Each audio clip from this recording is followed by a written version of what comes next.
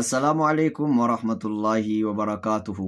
Ummata keenya kabahaaf dhiyaatti kaabaaf kibbatti argamtan biyya keessaaf biyya alaa nageenyi rabbii isinirraa jiraatu isiniin jechaa dubbii muka lama wayii dubbachuu nuuf yaara. Innis maanni anaannan komatinaa jechuun nuuf. Maaliif annan komatinaa jedha innaan? Nuti islaamummaa qaraana malee naman qaraanu. Islaamummaa qaraana akka rabbi ta'ii nuun jedhetu jira.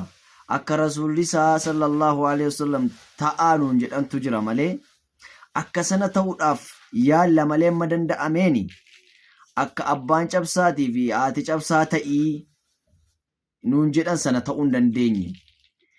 Gatiin akka sana ta'uu hin dandeenyeefi natti hin mufatinaa. An akka keessan ta'uu hin danda'u. Akka keessan ta'ullee hin barbaadu.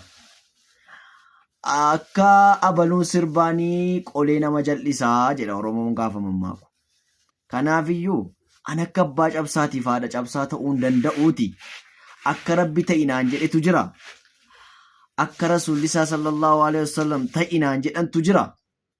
An akka sanan ta'a. Kanaafiyyuu nan komatina malee an sinaarsuuf sin dallansiisuuf wanta nu jedhu tokkoyyuu hin jiru. Nuyi naman qaraanu islaamummaa qaraane. Nama qara'uu hin barbaannu nuyi islaamummaa qara'uu barbaanna malee. Nu gala miti. Nama qara'uutu hin taane islaamummaa qara'uu barbaanna. Dubbiin akka kana. Utuu dubbannu immoo warri fuudha koo gammaddanii miidiyaa kanarratti obboloonni koo naa gammaddanii obboloonni koo qaqqaaliin fuudha koo gammaddanii gammachuu koo naa hirmaattanii kabajaaf jaalala guddaan isiniif qabaa. Naa galatoomaa umurii dheeradhaa horaa bulaa deebanaa. Wassalaamu alaikum warahmatullahi wabarakaatu.